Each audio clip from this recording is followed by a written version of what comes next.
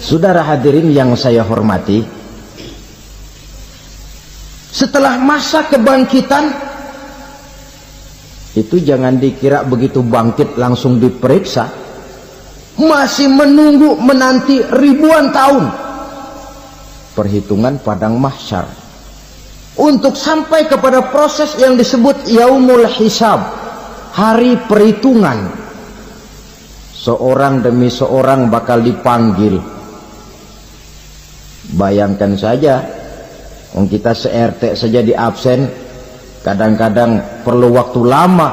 Ini manusia sejak zaman Nabi Adam sampai datang hari kiamat, satu demi satu disidang di hadapan Qadhi Rabbul Jalil. Status sosial copot sudah waktu itu.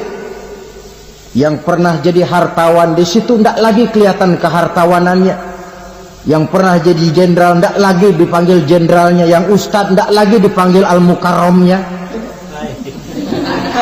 Seluruh status sosial selesai. Dipanggillah kita seorang demi seorang menghadap Qadhi Rabbul Jalil. Bagaimana proses penghisaban itu? Pertama, proses tanya jawab. Di antaranya ada hadis menyatakan lan tazula qadama 'abdin yaumal qiyamah hatta yus'ala an arba'i khisalin. Besok di hari kiamat tidak akan bergeser telapak kaki seorang hamba sampai dia ditanya lebih dulu tentang 4 persoalan. Apabila datang kematian menimpa seseorang, datanglah kiamat baginya. Itu yang disebut dengan kiamat kecil. Hakikatnya mati adalah perpindahan dari kehidupan di dunia ini menuju kehidupan di alam barzakh. Menunggu kita di alam barzakh sampai datangnya saat kiamat, entah 10 tahun, entah 100 tahun, entah 1000 tahun, hanya Allah saja yang maha tahu. Adapun orang-orang beriman yang melakukan amal kebajikan dalam kehidupan di dunia ini, masa penantian yang lama di alam barzakh buat mereka sebentar saja. Tetapi bagi orang-orang kafir yang ingkar, yang tidak beriman kepada Allah, yang hidup di dunia cuma menumpuk-numpuk dosa, tentu penantian di alam barzakh akan merupakan waktu yang sangat lama. Bukankah dalam kehidupan kita waktu itu memang relatif? Contoh misalnya, bagi pemuda-pemudi yang sedang duduk asyik memadu cinta, waktu 4-5 jam saja rasanya cuma 4-5 menit. Tenggelam oleh keasikan. Tapi buat orang yang berbaring di rumah sakit, meratap di balik-balik apa itu tembok derita kata lagu, di balik dinding-dinding penjara, sehari bagai seminggu, seminggu rasa sebulan, sebulan boleh jadi rasa setahun.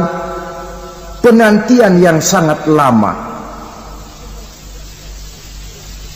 Kapan kiamat itu akan datang? Ini rahasia Allah. Jangankan kita yang orang awam, baginda Nabi sendiri tidak diberitahu oleh Allah kapan kiamat itu akan terjadi. Tetapi sungguh pun demikian, banyak hadis-hadis yang menjelaskan ciri atau tanda-tanda datangnya kiamat. Nah, kalau sudah bicara soal tanda kiamat itu ada 2. Pertama yang disebut alamatus sughra, tanda-tanda kecil.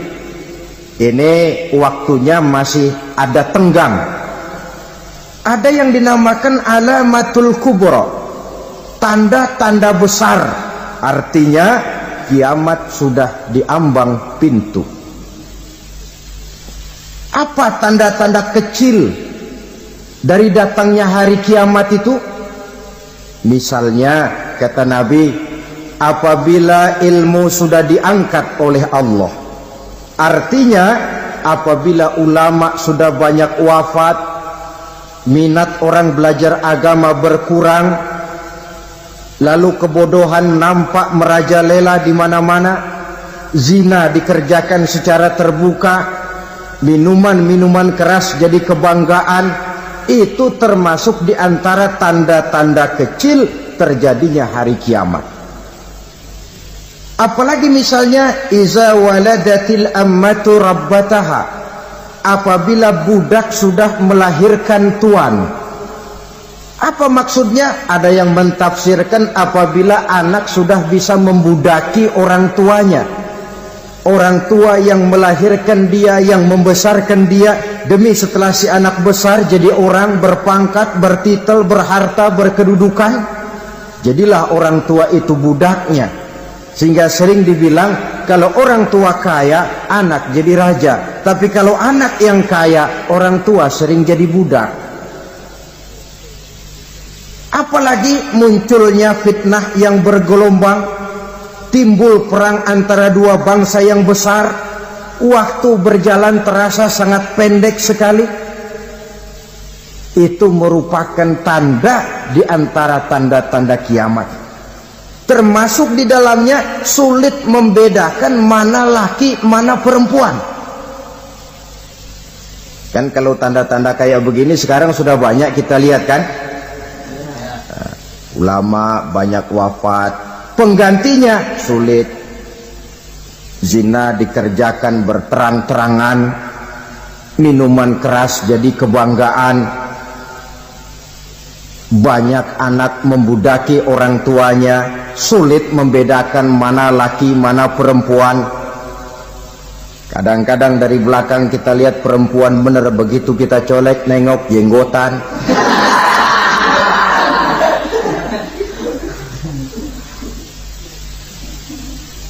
Ini termasuk tanda-tanda kecil, masih ada tenggang sampai akan terjadinya kiamat itu.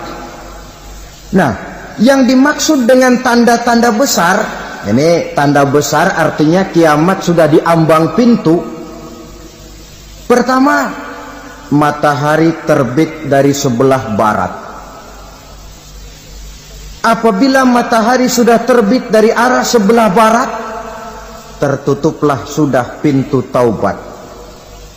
Bersabda Nabi kita, la taqumus sa'atu hatta tatlu'a syamsu min maghribiha.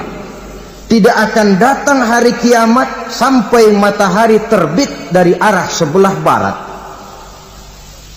Fa iza tala'at, manakala matahari telah terbit dari arah sebelah barat, wara'ahan nasu, manusia banyak menyaksikan itu, amanu ajma'un, mereka pun lalu beriman. Yang tadinya kafir, yang tadinya ingkar, yang tadinya membangkang, setelah melihat matahari terbit dari sebelah barat, buru-buru beriman, berlomba-lomba mengucap dua kalimat syahadat. Tapi apa yang terjadi? Kata Nabi, wadzalika hina la yanfa'u nafsan imanuha lam takun amanat min qabl. Hari itu adalah hari yang iman sudah tidak berguna lagi bagi seseorang apabila sebelumnya memang dia tidak pernah beriman. Au kasabat fi imaniha khaira, atau beriman tetapi tidak pernah melakukan kebajikan di dalam keimanannya itu. Hari yang sudah kasib, hari yang sudah terlambat, beriman tidak akan ada gunanya lagi. Ini pelajaran buat kita. Sebelum sang surya terbit dari sebelah barat, sebelum nafas sampai di tenggorokan, artinya pintu taubat masih terbuka. Kalau dua hal itu sudah terwujud, nafas sudah sampai di kerongkongan atau matahari sudah terbit dari arah sebelah barat, tertutuplah sudah pintu taubat. Tak ada lagi gunanya pangkat, jabatan, harta, bahkan beriman pun dalam suasana macam itu too late, kata orang Kulon. Sudah terlambat. Matahari terbit dari arah sebelah barat. Itu tanda besar, artinya kiamat sudah di ambang pintu. Lalu apalagi tanda besar? Munculnya Dajjal. Dajjal artinya pendusta-pendusta yang menyesatkan manusia. Ada dua macam Dajjal, saudara. Ada Dajjal kecil, ini Dajjal kelas teri. Kalau ini sejak zaman Rasulullah sudah ada itu. Tiap zaman ada.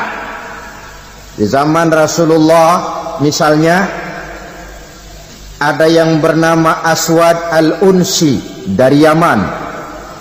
Ada yang namanya Musailamah al-Kazzab dari Yamama. Ada yang namanya Ibnu Sayyad dari Madinah. Ini Dajjal di zaman Rasul. Musailamatul Kazzab memproklamirkan diri jadi nabi dia. Di zaman Rasul masih hidup. Ini Dajjal zaman Nabi. Di zaman sahabat muncul Dajjal. Di zaman kita sekarang ini Dajjal pun gentayangan. Dajjal kelas teri. Kerjanya mendustakan manusia, menyesatkan manusia, memalingkan manusia dari jalan yang benar dan diridhoi oleh Allah Subhanahu wa taala. Adapun yang merupakan tanda besar dari datangnya kiamat, Dajjal kelas kakap. Pembohong-pembohong besar yang menyesatkan masyarakat manusia berpaling dari jalan Allah mengikuti jalan mereka. Apa sih ciri Dajjal itu? Kata Nabi dalam hadis Bukhari Muslim, Inna Dajjala, sesungguhnya yang namanya Dajjal itu yakhruju, satu saat akan muncul mendekati hari kiamat. Wa inna ma'ahu ma'an, si Dajjal ini membawa air. Wa naran, dan juga membawa api. Dua simbol. Di tangan yang satu dia bawa air, di tangan yang satu dia bawa api. Wa ammal ladzi yarahu an-nasu ma'an fanarun, adapun yang orang banyak lihat air, hakikatnya adalah api. Yang dilihat api, hakikatnya adalah air. Oleh sebab itu, kalau api yang ditawarkan, ambillah air. Kalau air yang ditawarkan, pilihlah api. Maksudnya apa ini? Ini bahasa simbol, saudara-saudara. Dajjal bicaranya seolah-olah untuk kepentingan manusia, menawarkan surga. Surga yang dia tawarkan hakikatnya neraka.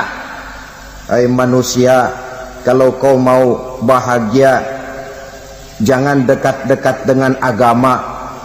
Sholat itu tidak efektif dan efisien, tidak produktif dari segi ekonomi itu. Menghadiri majelis taklim cuma buang-buang waktu. Tahajud, tasbih, tahlil, baca Quran, apa itu? Pekerjaan mubazir saja. Hidup ini cuma sekali, masa yang cuma sekali, manfaatkan dengan sebaik-baiknya. Mumpung, dibawanya sifat mumpung, tetapi dalam pengertian yang sangat negatif. Bicaranya seolah-olah untuk kepentingan manusia, tetapi sebenarnya menjerumuskan manusia. Menawarkan air, tapi sebenarnya api. Menawarkan api, tapi hakikatnya air. Buat apa kamu sholat? Buat apa kamu bayar zakat? Buat apa kamu puasa? Surga yang dicanangkan Dajjal, hakikatnya neraka. Neraka yang digambarkan Dajjal, pada dasarnya adalah surga. Jadi memutarbalikkan fakta itu kerjaan Dajjal. Yang hak jadi batil, yang batil dibilang hak, yang benar jadi salah, yang salah malah jadi benar. Tuntunan disuruh jadi tontonan, tontonan malah menjadi tuntunan. Itu pekerjaan Dajjal profesinya. Zamannya Nabi Adam, Dajjalnya kan iblis. Betul? Betul. Apa sih rayuan iblis itu? Allah setelah menciptakan Nabi Adam kan bilang, Adam, kau dan istrimu Hawa tinggal di surga ini. Seluruh fasilitas yang ada di surga persilahkan kau nikmati. Satu yang tidak boleh, jangan coba-coba dekati pohon khuldi. Dekat saja jangan, apalagi sampai memetiknya. Datang Dajjal yang namanya iblis ini. Adam, kamu tahu nggak kenapa tidak boleh makan buah khuldi? Ya nggak tahu, pokoknya saya dilarang. Bodoh kamu, Dam. Khuldun artinya kekal. Kalau kamu makan itu buah, kau akan kekal di surga buat selamanya. Allah tidak kepengen, maka dilarang kamu makan buah khuldi. Kalau kau ingin kekal di surga, Adam, makan saja. Saya bicara begini ini untuk kepentingan kamu, Adam. Ini kan ciri-ciri Dajjal. Bicaranya sih seolah-olah untuk kepentingan Nabi Adam, hakikat sebenarnya menjerumuskan Nabi Adam supaya ingkar dan melanggar larangan dari Allah Subhanahu wa ta'ala. Jadi setelah muncul Dajjal, timbul kekacauan-kekacauan di masyarakat. Banyak yang terpengaruh, terpedaya dan terpesona, termasuk mereka yang memproklamirkan diri jadi nabi. Mereka yang memproklamirkan diri jadi rasul di zaman sesudah Rasulullah wafat, itu adalah Dajjal-Dajjal. Maka saya ingatkan, kalau di zaman kita sekarang ini ada orang ngaku jadi nabi, ada orang ngaku jadi rasul, biar bahasa Arabnya kental, Quran hafal, hadis ribuan hadis hafal, biar pakai serban sampai menyengser ke tanah, bahasa Arabnya fasih, tapi dia mengaku jadi nabi, jadi rasul, kita umat Islam wajib tidak percaya. Wajib untuk tidak percaya. Itulah Dajjal-Dajjal zaman kita sekarang ini. Tidak mustahil mereka datang mempengaruhi orang-orang awam supaya berpaling dari Rasulullah, mengikuti mereka. Nah, di akhir zaman nanti, mendekati hari kiamat, Dajjal ini muncul. Dajjal kelas kakap, menyesatkan masyarakat manusia untuk berpaling dari Islam, mengikuti seruan mereka. Apalagi di antara datangnya kiamat itu, tanda yang besar itu, turunnya Nabiullah Isa Al-Masih, putra Maryam. Menurut berbagai hadis yang sahih, Nabi Isa Al-Masih nanti akan turun lagi. Tidak membawa risalah yang baru, tapi meluruskan risalah Islam ini yang telah banyak ditinggalkan oleh masyarakat.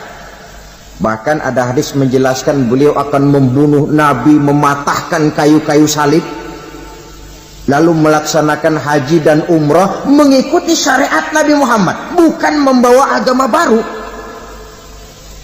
Menjadi semacam mujaddid, reformer, menyelamatkan manusia dari bisikan Dajjal. Bahkan ada riwayat yang menjelaskan bahwa Nabi Isa berhasil mengalahkan Dajjal, mengembalikan masyarakat manusia kembali kepada ajaran Islam yang datang dari Allah, dibawa oleh Rasulullah Sallallahu Alaihi Wasallam.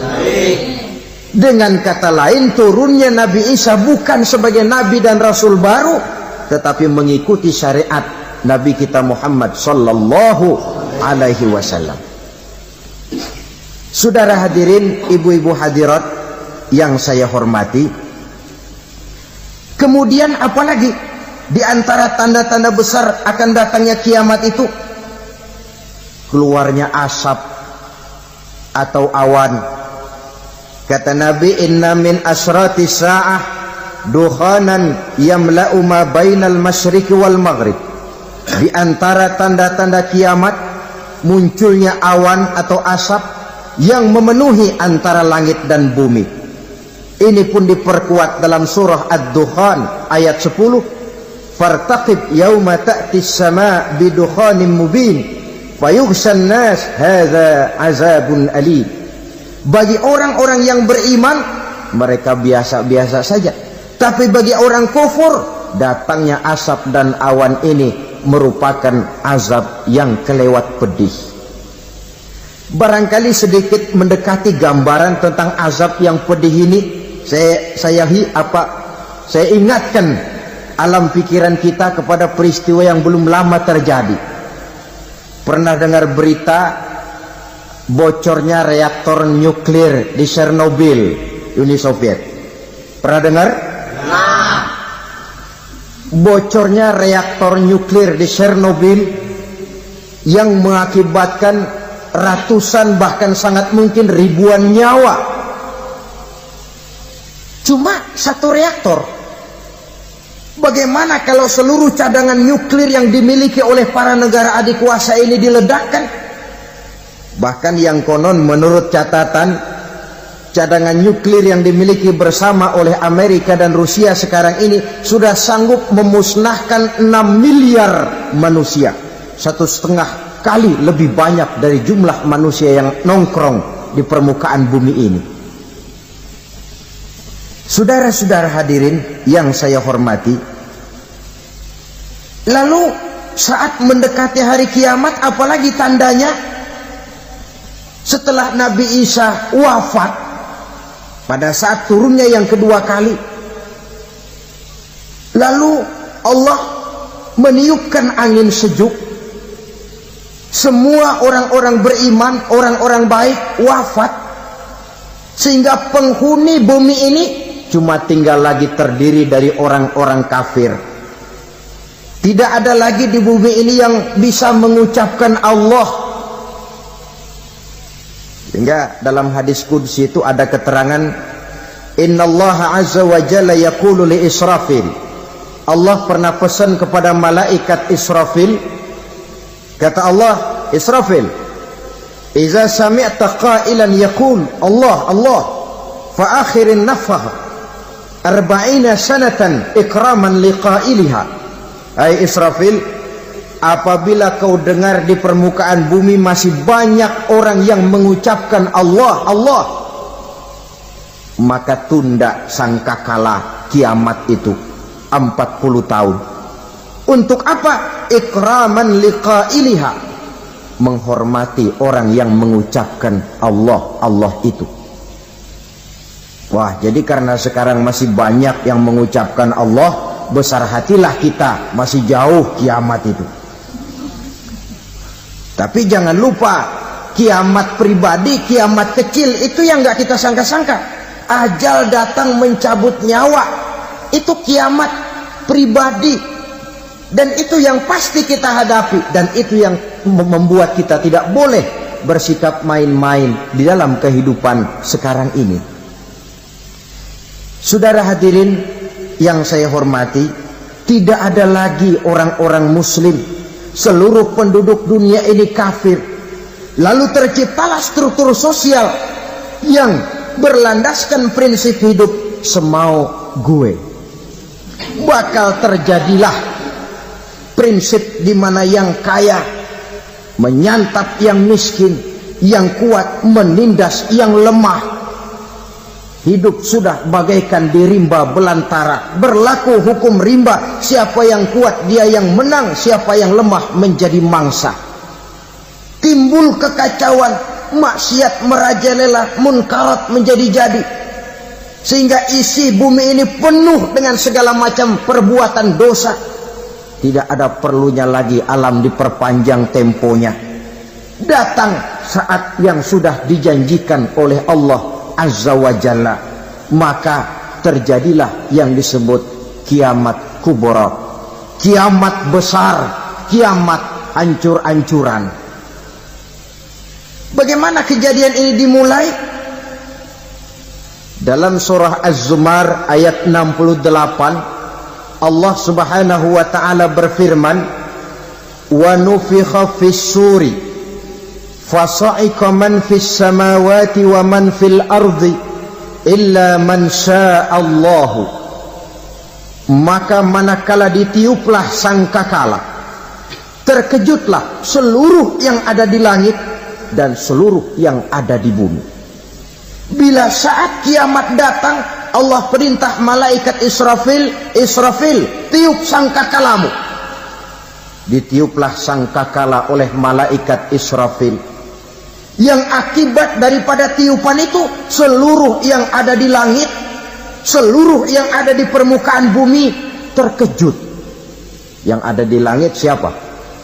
Malaikat kan. Bayangin aja kalau malaikat kaget, apalagi kita.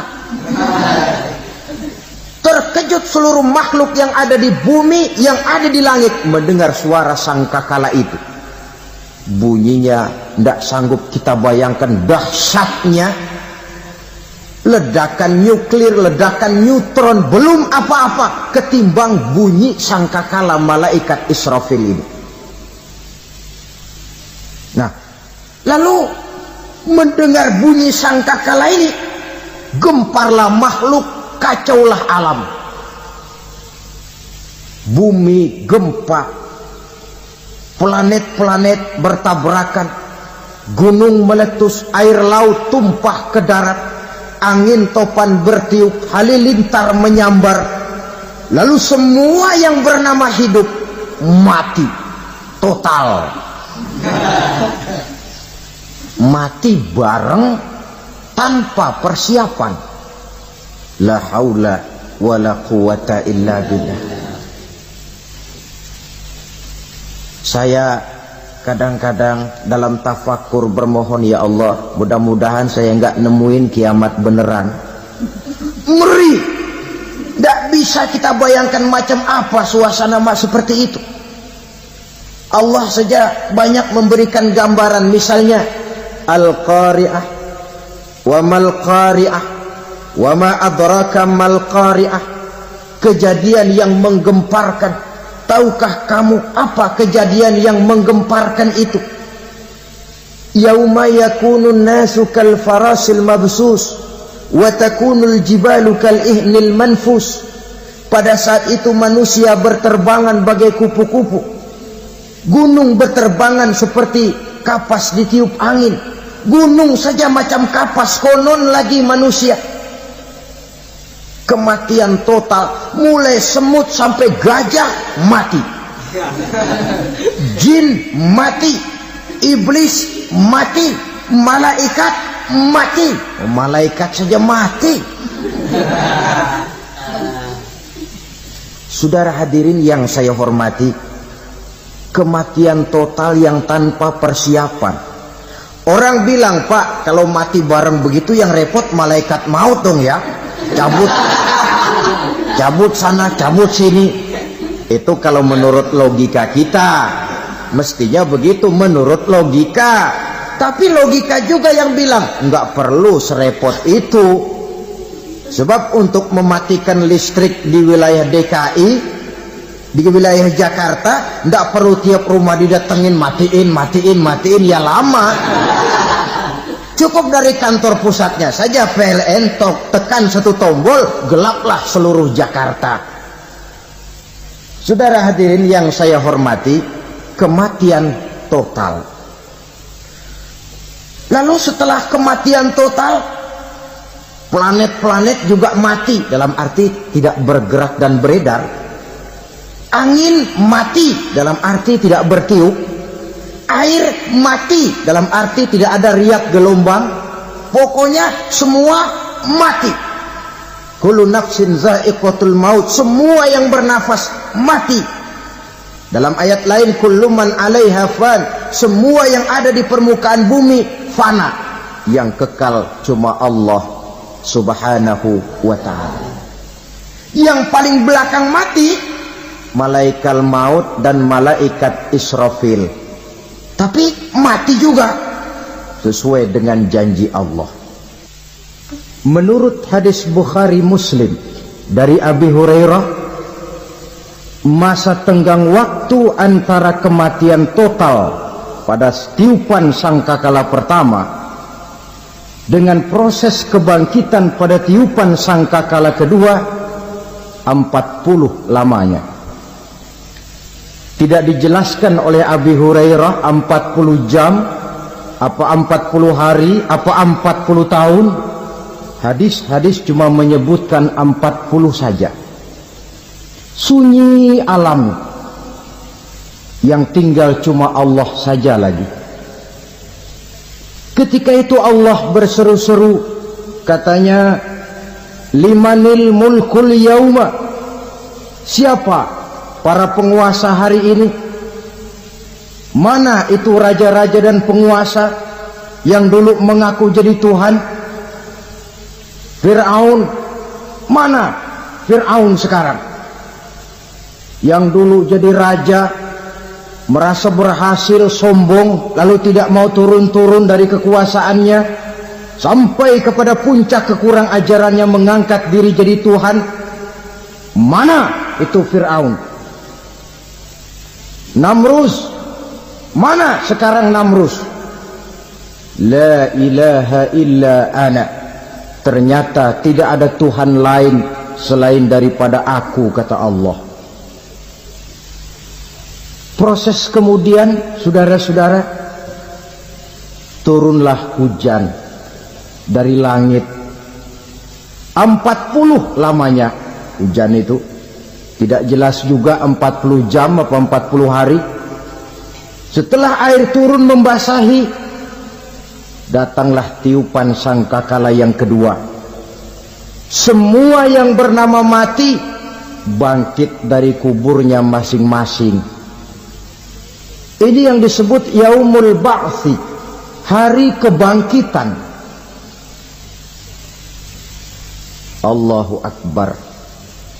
Pada saat kita bangkit dari kubur kita masing-masing, kumpul di padang mahsyar namanya. Bayangin aja, saya sendiri nggak sanggup bayangin. Manusia sejak zaman Adam sampai zaman kiamat kumpul bareng di tempat sama. Berapa banyaknya itu?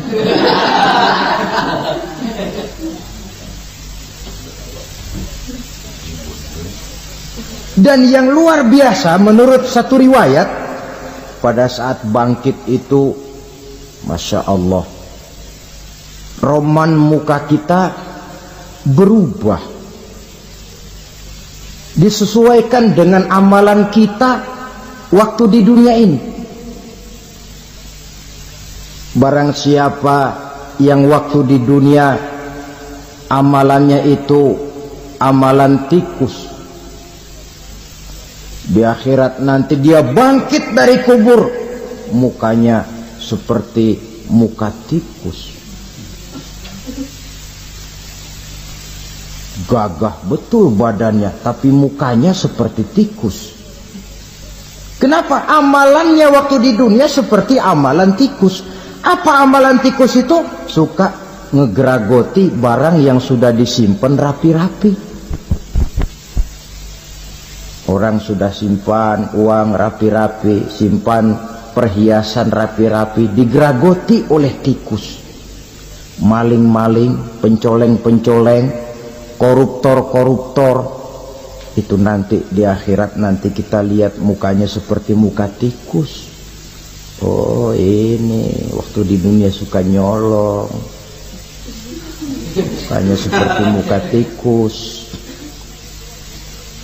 Barang siapa yang waktu di dunia ini amalannya itu amalan macan, dia akan bangkit nanti mukanya seperti muka macan. Apa amalan macan? Macan itu amalannya menang-menangan. Orang yang mau menang saja nggak mau mengalah. Coba lihat di hutan, kenal hutan nggak? Nah. Di hutan, raja hutan di mana-mana pasti macan, betul kan? Betul. Padahal hutan belum pernah bikin pemilihan umum. Tapi macan tidak peduli ada pemilihan umum apa tidak, pokok saya raja. Sebab apa? Macan jadi raja itu bukan karena benar, tapi karena kuat jadi raja. Setelah dia jadi raja, rakyat hutan yang mesti dilindungi malah dimakan oleh raja macan. Kambing rakyat hutan dimakan oleh macan. Ayam rakyat hutan dimakan oleh macan.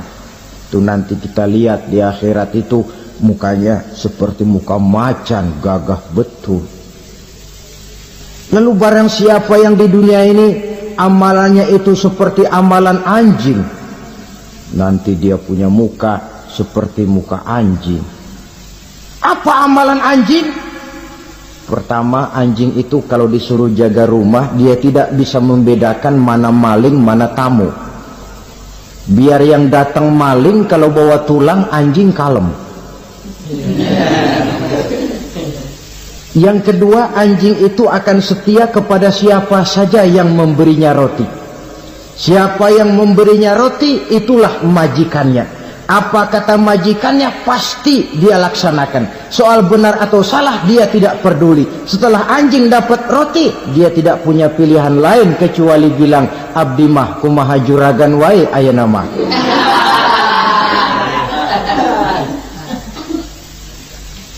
Saudara hadirin yang saya hormati, berkumpul di padang mahsyar, tiap orang sibuk dengan persoalannya masing-masing. Matahari waktu itu didekatkan oleh Allah, panas luar biasa. Ada yang saking panasnya itu mencucurkan peluh keringat sampai sebatas mata kakinya. Ada yang keringatnya sampai sedengkulnya, ada yang keringatnya sampai sepusatnya, ada yang keringatnya mengalir sampai sebahunya, ada yang kelelap oleh keringatnya sendiri, sementara orang di sampingnya nggak apa-apa. Bergantung lagi amalan dia waktu di dunia ini. Saudara-saudara, sebagian orang dalam kepanikan padang mahsyar berombong-rombong datang mereka menghadap Nabi Adam. Ya Adam, anta abal bashar. Hai Adam, Tuhan adalah bapak moyang manusia. Kami sebentar lagi akan disidang, dimintakan pertanggungan jawab. Tolonglah kami, hai Adam. Kata Nabi Adam, jangankan nolongin sampean, saya sendiri tanggung jawab di hadapan Allah. Ketika dulu tidak boleh makan khuldi, saya serobot. Sudahlah, urus diri masing-masing saja, nafsi. Begitu kata Nabi Nuh, begitu kata Nabi Ibrahim. Tiap orang bertanggung jawab sendiri-sendiri. Ketika itulah saudara-saudara, nikmatnya menjadi umat Nabi besar Muhammad sallallahu alaihi wasallam. Sebab apa? Walaupun menurut abjad kita ini umat paling belakang, kan paling belakang kita ini toh, karena Nabi Muhammad adalah Nabi akhir, tapi akan dihisap lebih dulu, lewat di atas sirat lebih dulu, masuk surga lebih dahulu ketimbang umat-umat belakangan. Ketika Rasul mendekati ajal, beliau tanyakan itu kepada malaikat Jibril. Malaikat Jibril berkata, Muhammad jangan khawatir, Allah sudah berjanji, inni haramtul jannata ala sairil anbiya hatta tadkhulaha anta, wa haramtuha ala sairil umami hatta tadkhulaha ummatuka. Surga aku haramkan buat seluruh nabi kecuali kalau engkau Muhammad sudah masuk ke dalamnya, dan surga aku haramkan buat seluruh umat kecuali kalau umatmu Muhammad sudah masuk ke dalamnya. Logikanya, walaupun menurut abjad kita umat paling belakang, bakal dihisap paling dulu, lewat di atas sirat paling dulu, masuk surga paling dulu, kalau mampir ke neraka juga paling dulu. Ya resiko. Jangan mau enaknya aja paling dulu. Saudara hadirin yang saya hormati, setelah masa kebangkitan itu jangan dikira begitu bangkit langsung diperiksa. Masih menunggu menanti ribuan tahun perhitungan padang mahsyar untuk sampai kepada proses yang disebut yaumul hisab, hari perhitungan. Seorang demi seorang bakal dipanggil. Bayangkan saja, kita se-RT saja di absen, kadang-kadang perlu waktu lama. Ini manusia sejak zaman Nabi Adam sampai datang hari kiamat, satu demi satu disidang, di hadapan Qadhi Rabbul Jalil. Status sosial copot sudah waktu itu. Yang pernah jadi hartawan di situ tidak lagi kelihatan kehartawanannya. Yang pernah jadi jenderal tidak lagi dipanggil jenderalnya. Yang ustadz tidak lagi dipanggil al-mukarramnya. Seluruh status sosial selesai. Dipanggillah kita seorang demi seorang menghadap Qadhi Rabbul Jalil. Bagaimana proses penghisaban itu? Pertama, proses tanya jawab. Di antaranya ada hadis menyatakan, lan tazula qadama 'abdin yaumal qiyamah hatta yus'ala an arba'i khisalin.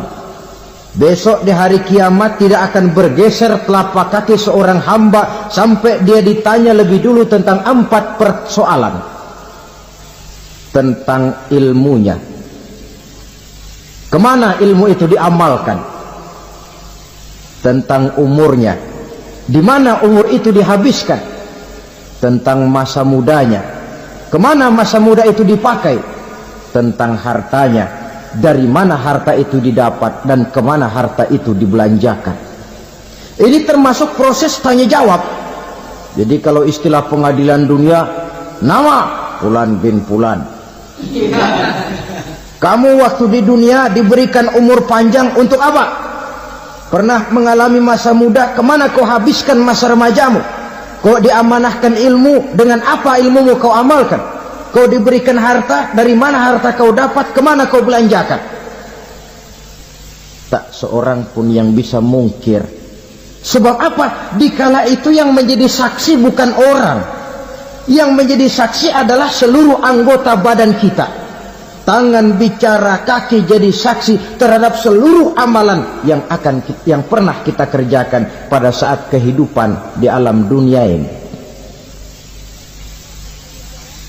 Selesai proses tanya jawab, lalu diperlihatkan buku catatan kita waktu hidup di dunia ini. Jangan lupa Allah itu menyiapkan 2 superkomputer kepada kita. Sebelah ditempelin sebelah kanan, yang sebelah tempelin di sebelah kiri. Komputer itu namanya Raqib dan Atid. 2 malaikat yang apabila baik kita lakukan, refleks saja akan menulis kebajikan kita.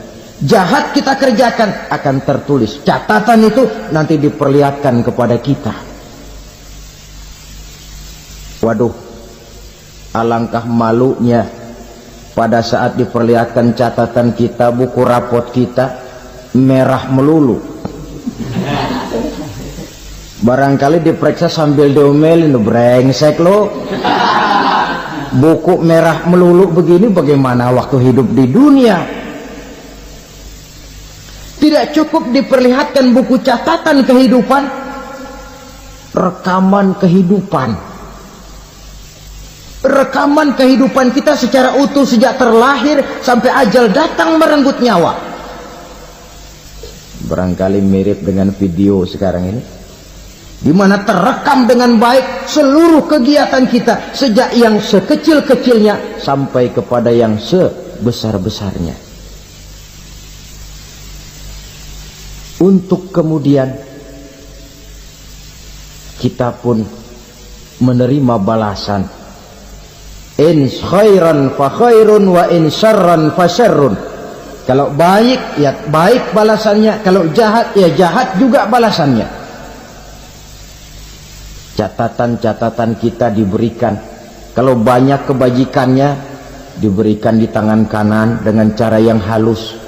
Kalau banyak kejahatannya diberikan dari sebelah kiri atau dilempar dari belakang. Itulah sebabnya sejak di dunia ini kita sudah mohon kepada Allah. Ketika berwudu membasuh tangan kanan, apa kita bilang? Allahumma a'tini kitabi biyamini wa hasibni hisaban yasira. Ya Allah, berikan saya kitab di tangan kanan, dan kalau saya memang perlu dihisap, hisaplah saya yang seringan-ringannya. Tangan kiri berlindung kita kepada Allah. Jangan sampai diberikan kitab di tangan kiri atau dari arah sebelah belakang. wa a'udzubika an tu'tiya kitabi bishimali aw min wara'i zuhri, dari arah sebelah belakang. Na'udzubillah min dzalik. Setelah selesai lewat proses penghisaban, lewat mizan, timbangan, maka yang sudah selesai dihisab itu bergeraklah menuju sirat, jembatan yang terbentang menuju surga melalui neraka. Saudara-saudara, panjangnya perjalanan sirat itu memakan waktu ratusan tahun. Tetapi orang yang lewat di atas sirat pun macam-macam, bergantung amalannya ketika di dunia ini. Ada yang lewat di atas sirat itu kalbarkil khatib, seperti kilat yang menyambar, lep, sudah sampai dia di surga. Cepat bukan main. Ada yang lewat di atas sirat itu seperti orang lari-lari. Ada yang lewat di atas sirat itu seperti orang jalan biasa. Ada yang sambil merangkak, ada yang sambil ngesor, ada yang sambil gelayutan, ada yang selamat sampai ke ujung ke surga, ada yang tergelincir jatuh masuk ke dalam neraka, bergantung amalannya dalam kehidupan di dunia sekarang ini. Tiap kita akan melewati yang namanya sirat ini. Saudara-saudara kaum muslimin yang saya hormati, dengan demikian mereka yang selamat melalui sirat sampai ke terminal akhir surga, mereka yang ketika dihisab ternyata banyak kejahatannya daripada kebaikannya, mereka singgah di dalam neraka. Nah, adapun orang-orang yang beriman menurut ayat Quran dan hadis Nabi itu nanti ada bermacam-macam. Ada orang beriman itu yang dimasukkan surga.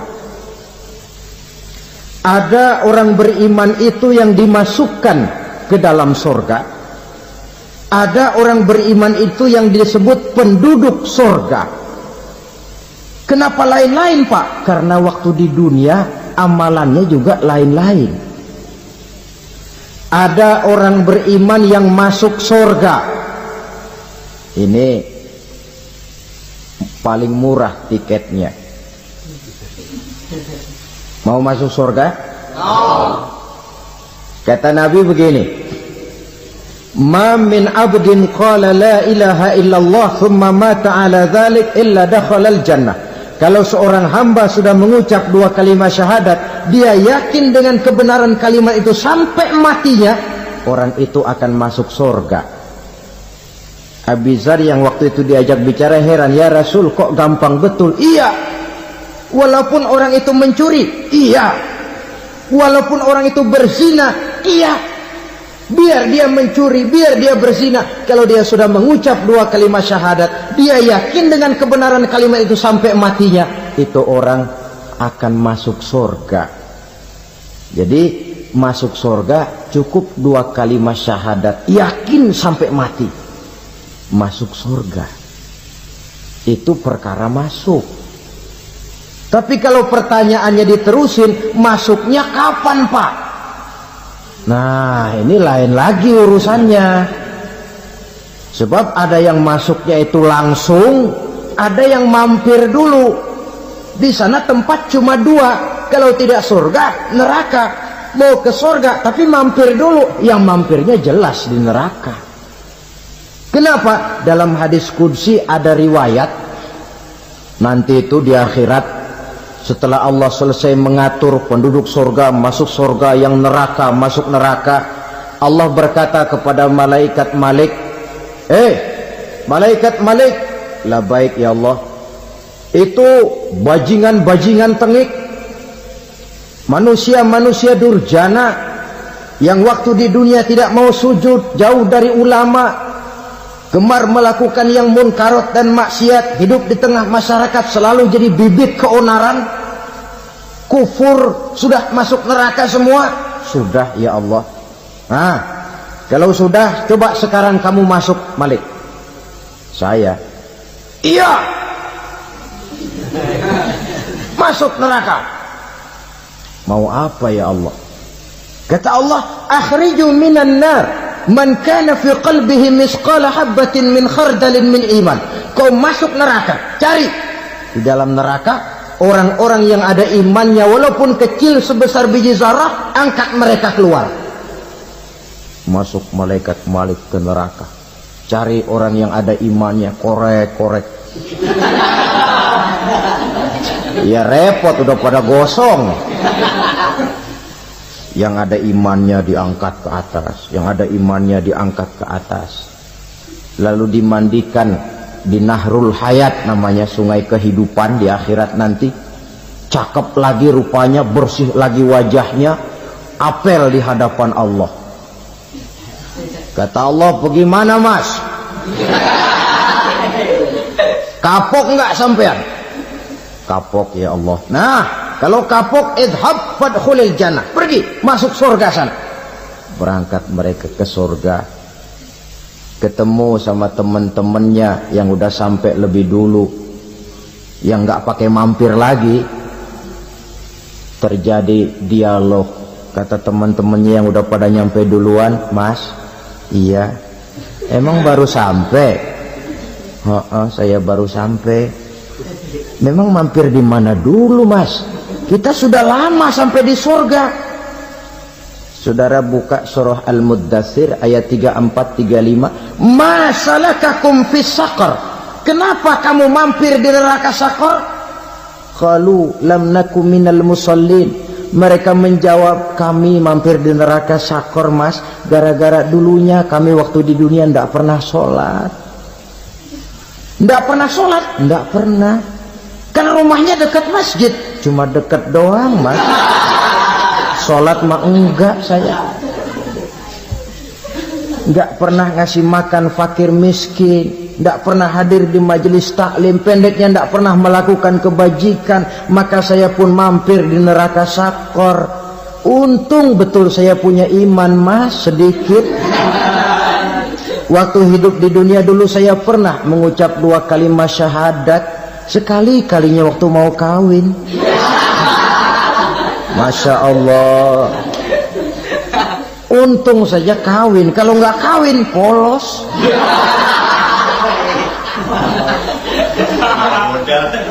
Itu juga pengulu sudah setengah mati ngajarin. Asyhadu alla, asyaduaan, asyaduaan.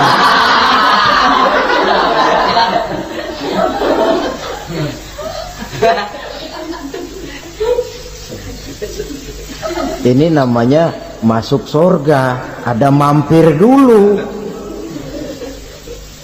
Ada pula orang mukmin itu yang dimasukkan surga. Namanya dimasukkan kan terima beres. Saya masuk ke rumah, jalan sendiri, cari tempat sendiri. Saya dimasukkan ke dalam rumah, terima beres, pokok ada di dalam, itu dimasukkan namanya. Nggak pakai mampir. Tapi tentu tiketnya lebih mahal ketimbang yang pertama tadi. Apa kata Allah? Innal ladzina amanu wa amilus solihat la ukaffiranna anhum sayyi'atihim wa la udkhilannahum jannah. Sesungguhnya orang-orang yang beriman kemudian beramal soleh, kami hapuskan segala dosa dan kesalahannya, kami masukkan mereka ke dalam surga. Lihat ayatnya, Allah yang memasukkan, kita yang dimasukkan. Tidak pakai transit, tidak usah mampir. Cuma tidak cukup syahadat, tidak cukup amanu, tapi diiringi dengan wa'amilus salih. Iman, amal.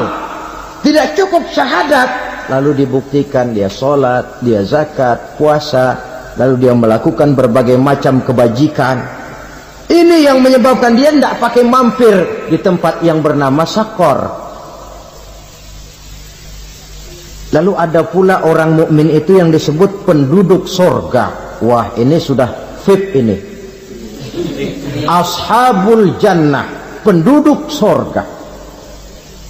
Siapa mereka? Kata Allah, innal ladzina amanu summa istaqamu fala khaufun 'alaihim wa la hum yahzanun ulaika ashabul jannah hum fiha khalidun. Sesungguhnya orang-orang yang beriman lalu istiqamah tetap dalam melaksanakan perintah Allah, tidak goyang, tidak labil tapi stabil, istiqamah, mereka tidak takut dan tidak bersedih hati. Merekalah penduduk sorga. Iman, istiqamah. Tidak punya duit, sembahyang. Banyak duit, sembahyang.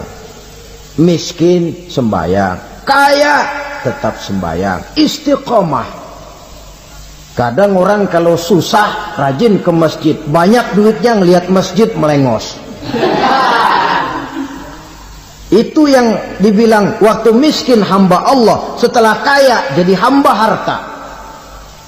Bergeser, tidak ada nilai istiqomahnya. Saudara-saudara, dengan begitu penduduk neraka itu dua. Ada penduduk permanen, ada penduduk yang semi permanen. Yang semi permanen orang-orang beriman yang mempunyai dosa besar. Mereka masuk ke neraka untuk menerima azab sesuai dengan dosanya. Bila selesai masa azab itu, mereka akan diangkat untuk ditempatkan kembali ke dalam surganya Allah Subhanahu wa ta'ala. Nah, dikala itulah saudara-saudara, ada yang disebut syafaat dari Rasulullah Sallallahu Alaihi Wasallam. Tapi tentu jangan lupa, syafaat ini ibarat kain menambal dia. Kita punya kain bolong-bolong sedikit, syafaat yang menambal. Solat kita ada kurang dikit, sedekah kita ada campur riak dikit, amalan kita ada tidak karena Allah dikit, kita berharap syafaat. Jadi biarlah kain masih bolong-bolong, yang penting punya kain. Tapi kalau kainnya tidak ada, yang ditambal apanya? Sholat tidak, puasa tidak, zakat tidak, berharap syafaat saja, ya, terlalu berlebihan itu. Saudara hadirin yang saya hormati, apabila selesai proses penghisaban, proses penghitungan, maka dikala itulah manusia terbagi dalam dua kelompok besar. Fariqun fil jannah wa fariqun fis sa'ir. Sekelompok orang-orang beruntung yang masuk ke dalam surga, dan sekelompok lagi masuk ke dalam neraka. Akan memakan waktu untuk menceritakan sifat surga dan neraka, tapi insya Allah pada kesempatan pertemuan lain saya sampaikan. Namun sebagai gambaran umum cukuplah saya sampaikan sebuah hadis qudsi. Allah jelaskan, a'dadtu li'ibadiyas salihin ma la 'ainun ra'at wa la uzunun sami'at wa la khatara fi qalbil bashar. Aku sediakan buat hamba-hambaku yang soleh, yang tidak pernah terlihat oleh mata, tidak pernah terdengar oleh telinga, dan belum pernah terdetik dalam hati manusia. Jadi kenikmatan surga belum pernah dilihat mata, belum pernah didengar telinga, belum pernah terdetik dalam hati. Pedihnya azab neraka belum pernah terlihat mata, belum pernah terdengar telinga, belum pernah terdetik dalam hati. Saudara hadirin yang saya hormati, oleh karena itu sebagai uraian akhir daripada kiamat ini, marilah sama-sama kita memanfaatkan hidup dengan sebaik-baiknya, supaya jangan timbul penyesalan di hari kemudian nanti. Saudara-saudara kaum muslimin rahimakumullah, maksud utama daripada diutusnya Rasulullah sallallahu alaihi wasallam ke alam ini tidak lain adalah untuk memperbaiki akhlak manusia. 14 abad yang lalu, dari sebuah kota kecil yang tidak ada dalam peta, lahir satu proyek raksasa, proyek memperbaiki akhlak manusia.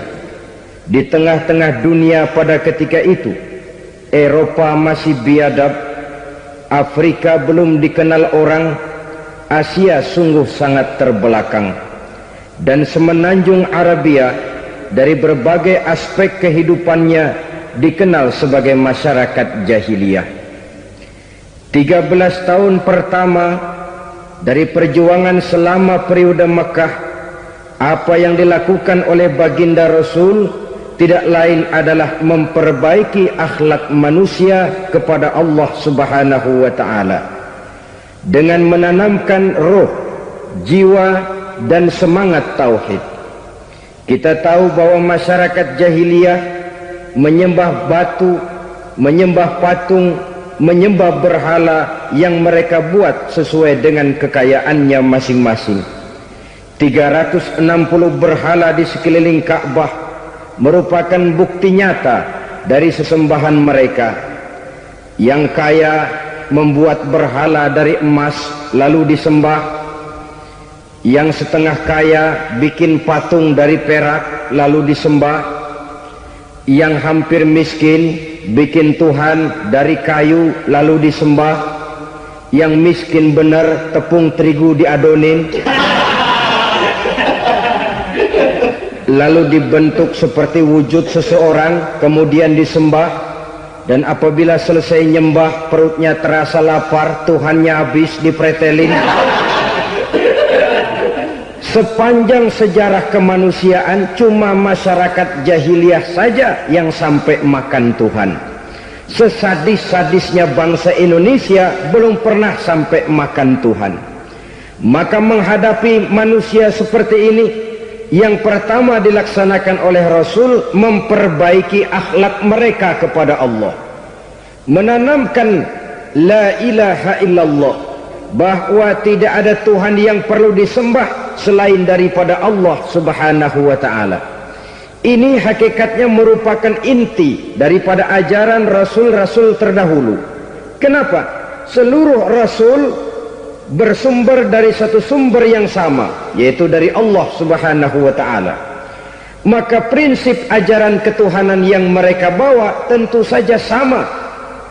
Nabi Adam mengajarkan la ilaha illallah, Nabi Nuh mengajarkan la ilaha illallah, cuma tentu sambungannya Nuh Rasulullah. Nabi Ibrahim mengajarkan la ilaha illallah, Ibrahim Rasulullah. Nabi Musa mengajarkan la ilaha illallah, Musa Rasulullah. Bahkan Nabi Isa mengajarkan la ilaha illallah, Isa Rasulullah. Dan Nabi Muhammad mengajarkan la ilaha illallah, Muhammadur Rasulullah. Akhlak manusia kepada Allah dengan menanamkan tauhid. Jadi kalau ingin berakhlak yang benar kepada Allah, jaga tauhid, pegang teguh akidah. Saudara-saudara kaum muslimin rahimakumullah, lawan daripada tauhid adalah kufur. Kufur bisa dua, bisa kufur iman, bisa kufur nikmat. Kufur itu sifatnya, kafir itu orangnya.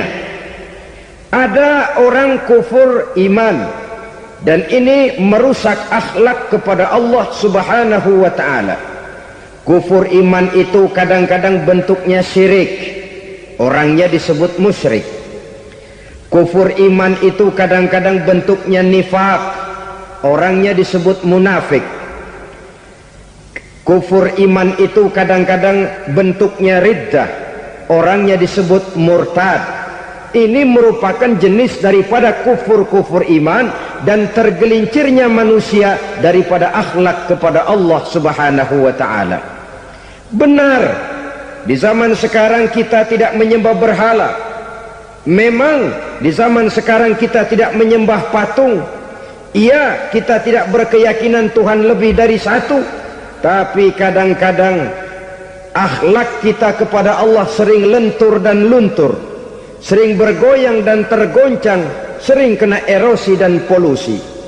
Bahwa kita tidak menyembah Latta, Uzza, Manat dan Hubal seperti masyarakat jahiliyah dahulu, memang.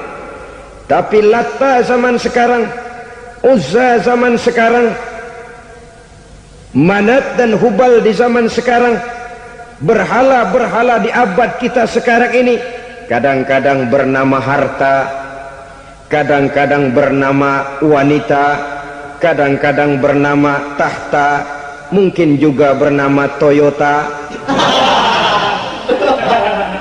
sesuatu yang lebih kita agungkan daripada Allah, menjelmalah dia menjadi berhala-berhala di zaman kita sekarang ini.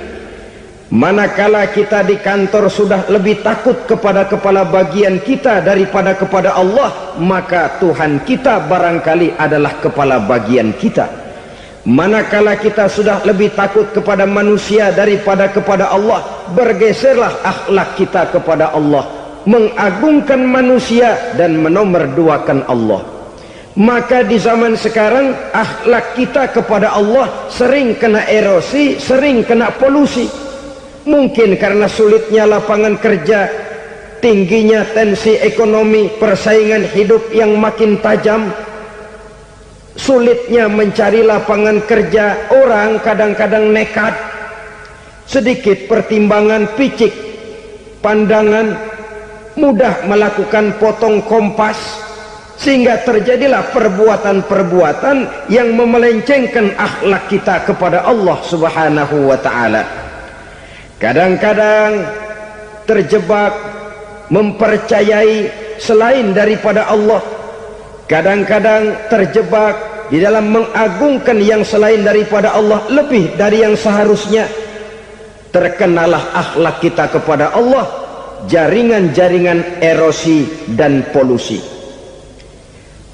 Kufur sebagai lawanan daripada tauhid merupakan sifat daripada orang yang tidak berakhlak kepada Allah. Bentuknya pertama bisa syirik. Syirik itu artinya meyakini ada Tuhan lain selain daripada Allah. Itu yang namanya syirik. Jadi percaya Tuhan ada, cuman Tuhannya kelebihan. Itu yang disebut syirik, dan itu merupakan cerminan dari akhlak yang rusak kepada Allah Subhanahu wa ta'ala. Berkeyakinan Tuhan lebih dari satu, berkeyakinan bahwa Tuhan itu beranak atau diperanakkan, atau mengagungkan sesuatu sama dengan Allah, atau menjadikan yang selain Allah sebagai tujuan akhir daripada perjalanan kehidupan ini, maka itu sudah terjebak kita dalam musyrik. Dan syirik satu dosa yang tidak berampun. Bahasa kasarnya, yang namanya syirik itu jenis bapak moyangnya dosa. Saudara-saudara, sebab itu saya pesan, kalau memang terpaksa, biasanya yang tinggal di kota-kota besar itu kalau tidak kepengen dosa kan susah. Kalau terpaksa harus bikin dosa, cari yang kecil-kecil saja, yang kira-kira taubatnya gampang. Umpamanya pulang sholat Jumat nukar sendal, umpama yaitu jelas dosa. Tapi dosa yang taubatnya agak mudah.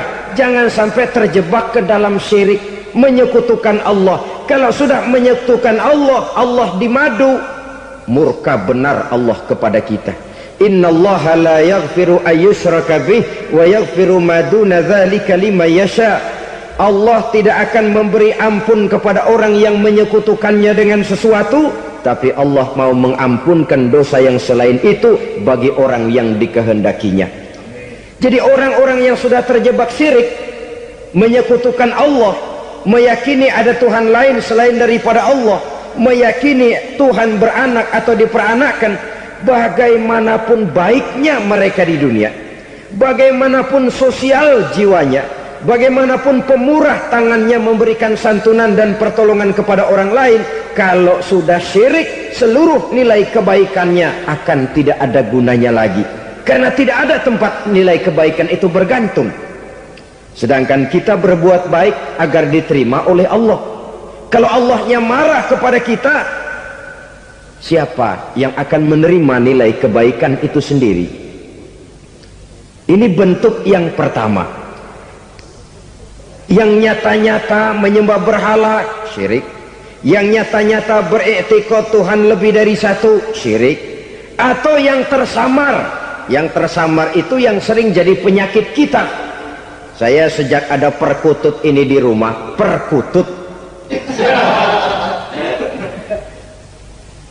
Saudara-saudara, yang merusak akhlak kepada Allah, yang merusak tauhid setelah syirik, bisa juga berbentuk nifak. Nifak itu sifatnya, orang yang punya sifat nifak disebut munafik. Asal katanya dari nafakun. Nafakun itu satu lubang yang punya dua muka, seperti goa, ada tempat masuk, ada tempat keluar. Maka munafik orang yang punya dua muka. Kalau bahasa kita, pandai bermain minyak di atas air, manis jika berhadapan, balik belakang lain bicara. Sehingga apa yang dinamakan nifak, kata Imam Ali Al-Jurjani dalam kitab ta'rifatnya, izharul imanu bil lisan wa kitmanul kufri bil qalbi. Menyatakan, menampakkan iman dengan lidahnya, tapi menyembunyikan kekafiran dalam hatinya. Dengan kata lain, lidahnya mah iman, hatinya mah kafir. Padahal hati itu yang dilihat, padahal hati itu yang dinilai. Kenapa lidahnya mengaku iman? Ya mungkin karena kepepet, mungkin karena kepentingan, mungkin karena ingin mencari kelemahan orang, lalu dia pura-pura beriman. Tapi sesungguhnya hatinya kufur. Ini merupakan penyakit munafik. Dan terus terang, menghadapi orang munafik jauh lebih berat daripada menghadapi orang kafir. Kenapa? Munafik ini kan musuh dalam selimut. Mau dibilang musuh nyata-nyata, apalagi di zaman Rasul ya, ketika periode Madinah, berat sekali menghadapi orang munafik. Mau dibilang kafir, kalau ketemu assalamualaikumnya medok juga. Mau dibilang mukmin, di belakang ngegerundel, nyari-nyari penyakit, nyari-nyari lantaran, mencari-cari gara-gara. Kalau kafir jelas kafirnya, kalau musyrik jelas musyriknya. Tapi munafik, di depan kita dia mengaku beriman, di belakang kita dia caci maki kita.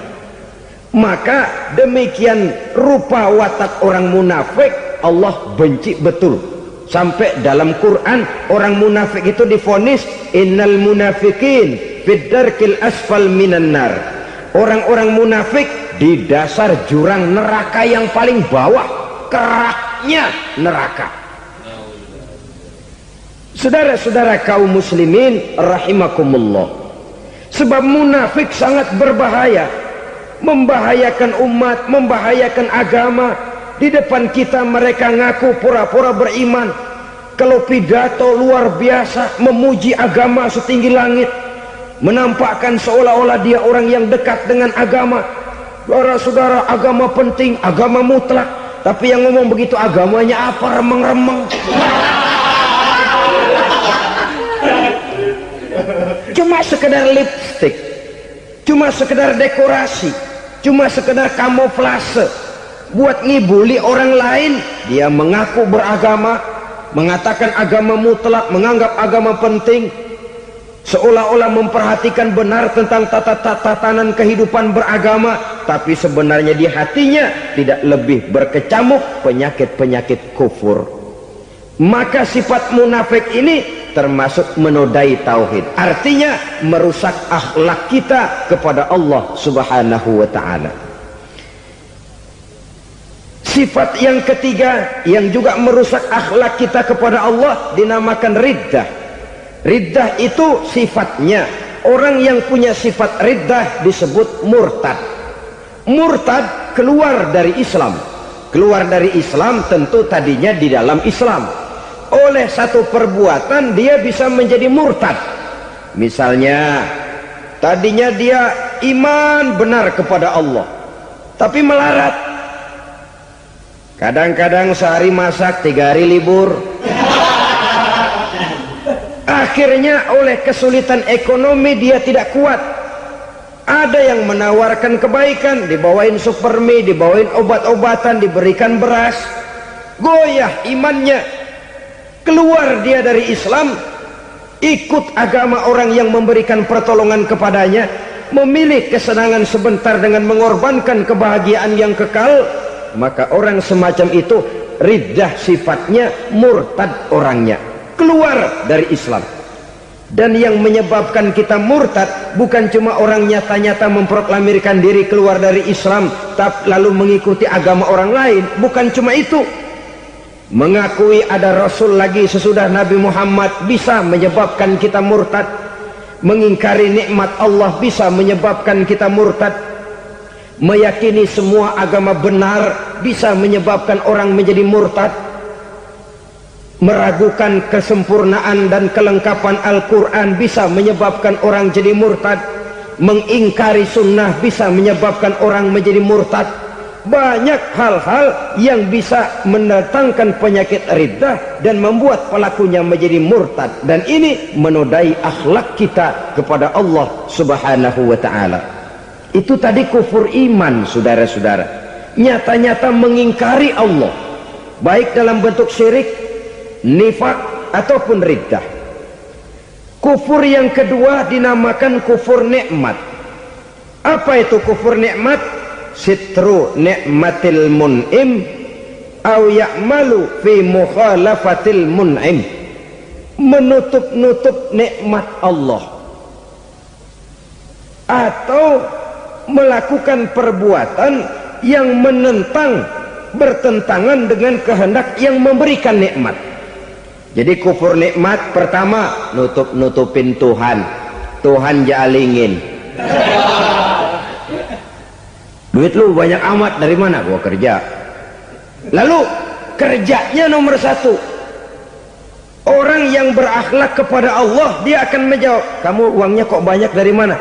Rezeki dari Allah. Caranya, saya kerja. Kerja itu cara, rezeki itu dari Allah datangnya. Bukankah di zaman sekarang kita sering terpleset? Ini merupakan cerminan dari rapuhnya akhlak kita kepada Allah Subhanahu wa ta'ala. Karena usaha saya memang, karena saya peras keringat banting tulang, tentu. Tapi sadarkah kita bahwa sepanjang yang bisa kita lakukan cuma berusaha, peras keringat banting tulang, pergi pagi pulang sore? Tapi bisakah kita memastikan hasil usaha kita? Apalagi yang paling dekat, misalnya saja yang sungguh-sungguh di luar jangkauan kemampuan kita, soal rezeki, soal jodoh, soal maut, kitakah yang mengatur? Kitakah yang menentukan? Subhanallah, manusia sungguh tidak berdaya menghadapi tiga hal paling pokok ini. Rezeki, kita cuma bekerja. Kitakah yang menentukan? Tidak. Kita berusaha saja, rezeki belum pasti dapat. Apalagi kalau kita tidak berusaha. Jangan terjebak dalam fatalisme, belum perang udah nyerah. Emang dasar rezeki datangnya dari Tuhan, gak usah kerja, dan ntar juga kalau dia datang. Dari mana datangnya? Kerja saja belum tentu dapat rezeki, apalagi kalau tidak kerja. Yang jelas usaha perlu, kepastian itu urusan Allah. Ini akhlak kepada Allah Subhanahu wa ta'ala. Jodoh juga begitu. Kita berusaha, kita berupaya, Allah menghendaki lain jadinya. Maut juga begitu. Siapa sih yang pengen ngadepi maut? Siapa sih yang pengen mati? Siapa sih yang pengen ketemu malaikat Israel? Tidak seorang pun kalau ditanya, kecuali mereka yang putus asa ya. Kalau otaknya masih normal, mau mati mesti belakangan dulu dah dikit. Tapi yang satu itu, saudara, kalau dia sudah datang, tenaga mana yang bisa menolak? Kalau dia sudah berkunjung, kekuatan mana yang bisa menghindar? Kalau dia sudah ingin bertemu, kemana kita bisa melarikan diri? Manusia sepanjang yang dia lakukan hanya berusaha, tapi kepastian, ketentuan dari Allah Subhanahu wa ta'ala. Orang yang kufur nikmat, nutupin Allah. Dia merasa rezekinya adalah mutlak peras keringatnya, seolah-olah Allah nggak punya peranan apa-apa di situ. Oh, ini kan saya bisa rumah begini karena saya kerja keras. Oh, ini mobil saya begini, saya kerja keras. Peras keringat, banting tulang, keras.